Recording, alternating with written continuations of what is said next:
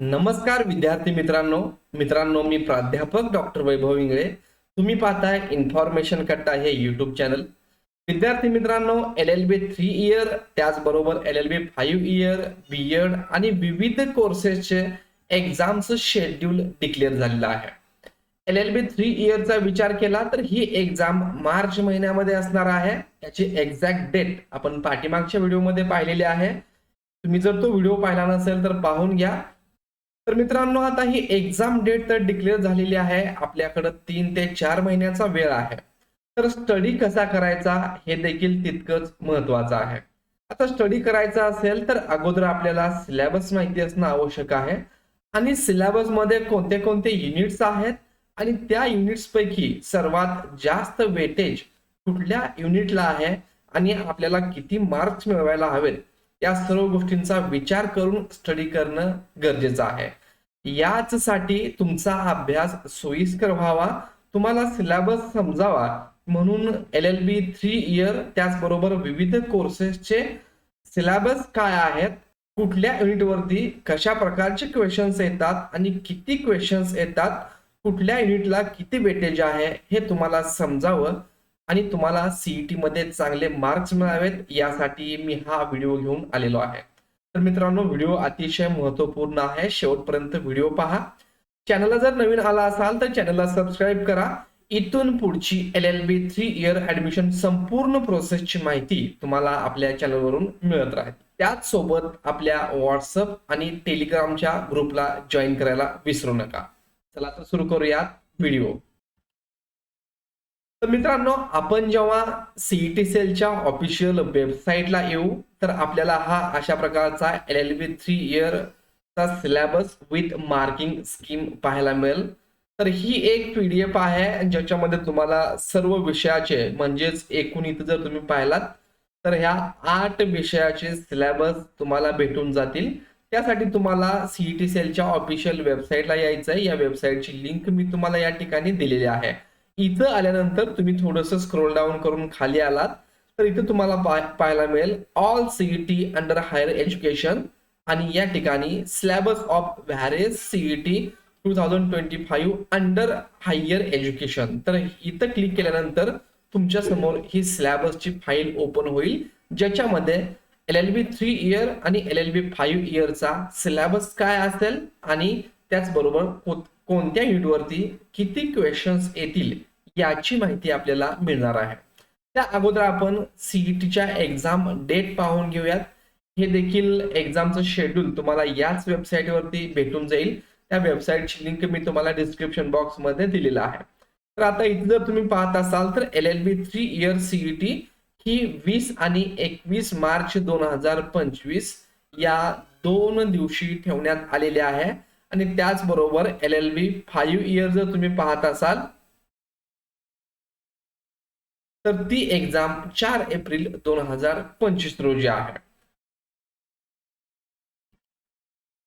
तर आता पहा, आपण LLB 3 इयरचा सिलेबस पाहूयात आणि त्याचबरोबर त्याची मार्किंग स्कीम पाहूयात. तर आता ही मार्किंग स्कीम आहे. एकूण 4 युनिट्स किंवा 4 घटक तुम्हाला विचारले जातील, ज्याच्यामध्ये पहिला आहे legal aptitude and legal reasoning. तर याचे एकूण 30 क्वेश्चन्स असणार आहेत. 1 मार्काला 1 क्वेश्चन्स, असे एकूण 30 मार्कासाठी legal aptitude and legal reasoning. आता याच्यामध्ये काय क्वेश्चन्स असतील तर तुम्हाला एखादी घटना त्या ठिकाणी दिली जाईल आणि या घटनेमध्ये कशा प्रकारचं डिसिजन घ्यावं लागेल, कशा प्रकारचं तुम्ही जजमेंट द्याल, अशा प्रकारचे काही क्वेश्चन्स असतील. तर तुम्हाला कायद्यानुसार त्याचं काय कायदा आहे भारतामध्ये आणि काय शिक्षा होऊ शकते किंवा तो व्यक्ती निर्दोष असेल तर हे तुम्हाला गेस करायचं असतं. त्याचबरोबर काही आपली राज्यघटना आहे, त्या राज्यघटनेवरती आधारित कलम वगैरे विचारली जातात, सेक्शन्स विचारले जातात, तर ते यामध्ये असणार आहे. दुसरा आहे general knowledge and current affairs, म्हणजे चालू घडामोडीवरती. याच्यामध्ये तुम्हाला स्पोर्ट्स असू शकतं, हिस्ट्री असू शकते. जसा जनरल नॉलेज आणि करंट अफेअर MPSC चा वगैरे पेपर असतो त्या टाईपचे 40 क्वेश्चन्स असणार आहेत आणि प्रत्येक क्वेश्चन हा 1च मार्कासाठी आहे. तर general knowledge and current affair हे 40 मार्काला आहे. तर यावरती तुम्हाला खूप जास्त भर द्यावा लागणार आहे. तुम्हाला यासाठी न्यूजपेपर वाचावे लागतील, बातम्या वाचाव्या लागतील. तर कशा प्रकारचे क्वेश्चन्स येतात हे तुम्हाला मी भविष्यामध्ये व्हिडिओ बनवून त्याचा गायडन्स देणार आहे. त्यासाठी चॅनलला नवीन असाल तर चॅनलला सबस्क्राईब करून घ्या. थर्ड कंटेंट आहे logical and analytical reasoning.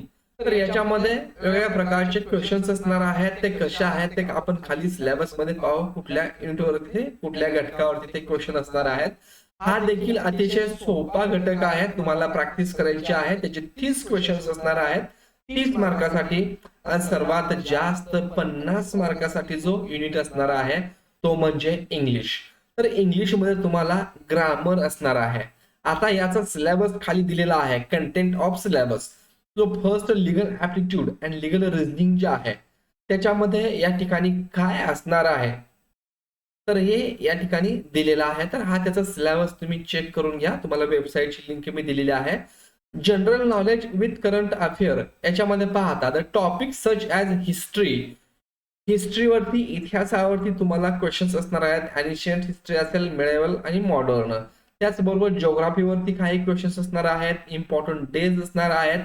General science वरती असणार आहे. Economics, civics and the current affair of the past 1 year. गेल्या 1 वर्षामधले करंट अफेअर्स, जसं की खेळामध्ये वगैरे कुणाचा नंबर आलेला आहे, IPL कोण जिंकलेला आहे, अशा प्रकारचे तुम्हाला, किंवा एखादं गोल्ड मेडल एखाद्या कोणी जिंकलं त्याचं नाव काय, असे करंट अफेअरचे क्वेश्चन्स तुम्हाला याच्यामध्ये पाहायला मिळतील. त्यानंतर थर्ड आहे लॉजिकल अँड अनालिटिकल रिझनिंग. तर the subject is to test the candidates ability to identify patterns, logical links. जसं की याच्यामध्ये तुम्ही जर पाहिलात तर दिशेवर आधारित प्रश्न असतील, घड्याळावर आधारित प्रश्न असतील, एखादा गोल टेबल आणि त्याच्या भोवती काही लोक बसलेले आहेत तर त्याच्या उजव्या साईडला डाव्या साईडला कोण, त्याचबरोबर ABCD संख्यामाला पूर्ण करा, 2 4 6 तर पुढचा अंक काय, अशा प्रकारचे. त्याचबरोबर रिलेशनशिप, नातेसंबंधावरती आधारित प्रश्न, असे बरेचसे वेगवेगळ्या प्रकारचे क्वेश्चन्स तुम्हाला याच्यामध्ये पाहायला मिळतील. आणि चौथा आहे इंग्लिश. तर या इंग्लिश मध्ये जर तुम्ही पाहिलात तर याच्यामध्ये इंग्लिश ग्रामर आहे, ज्याच्यामध्ये व्होकॅब्युलरी म्हणजेच समानार्थी शब्द, विरुद्धार्थी शब्द, अनालॉजीज एक्सेट्रा. त्याचबरोबर प्रोफिशियन्सी, याच्यामध्ये तुम्हाला आयडम्स अँड फ्रेजेस, म्हणी असतील, वाक्यप्रचार असतील, वन वर्ड सबस्टिट्यूशन असेल, सेंटेन्स इम्प्रुव्हमेंट अँड रिअरेंजमेंट असेल. तर एखाद्या वाक्यामध्ये एखादा शब्द चुकीचा असेल तर तो आपल्याला आयडेंटिफाय करायचा आहे किंवा तो रिअरेंज करायचा आहे. फिल इन द ब्लँक मध्ये अ अँड द असू शकतं. इंग्लिश युजेस इरर्स असतील, कॉमन इरर्स, स्पॉटिंग इरर्स, अशा प्रकारचे वेगवेगळे क्वेश्चन्स यामध्ये तुम्हाला असू शकतात. आणि पॅसेज हा देखील असू शकतो, ज्याच्यामध्ये 5 ते 10 क्वेश्चन हे पॅसेज वरती असू शकतात. तर असा हा एकंदरीत सिलेबस आहे. आणि याच्यामध्ये जर तुम्ही पाहिलात तर कुठल्याही नेगेटिव्ह मार्किंग सिस्टम इथं नाहीये. त्यामुळे तुम्हाला काय करायचंय की एक्झाम मध्ये सर्वच्या सर्व क्वेश्चन्स हे सोडवायचे आहेत. कुठलाही क्वेश्चन सोडून द्यायचा नाहीये. जरी तुम्हाला येत नसेल तर अंदाजे तुम्हाला जे वाटतं तो क्वेश्चनला तुम्ही टिक मार्क करायचे आहे. त्यानंतर यासाठी 2 तास हा वेळ असणार आहे, म्हणजे 120 मिनिट तुम्हाला वेळ असणार आहे. आणि क्वेश्चन जे असणार आहेत ते इंग्लिश आणि मराठी या दोन्ही लँग्वेज मध्ये असतील. आणि संपूर्ण पेपर हा मल्टिपल चॉईस ऑब्जेक्टिव्ह क्वेश्चन्स यामध्ये असणार आहेत. आणि प्रत्येक प्रश्नाला 4 पर्याय असणार आहेत. तर मित्रांनो, अशा प्रकारे हा LLB 3 इयरचा सिलेबस आहे. तसंच खाली इथं LLB 5 इयरचा सिलेबस, त्याची मार्किंग सिस्टम, त्याचबरोबर खाली दाखवलेले आहेत एकूण 8 कोर्सेस. तर इथं BPEdचा सिलेबस आहे, त्यानंतर MPEdचा सिलेबस आहे, त्यानंतर BEdचा सिलेबस आहे.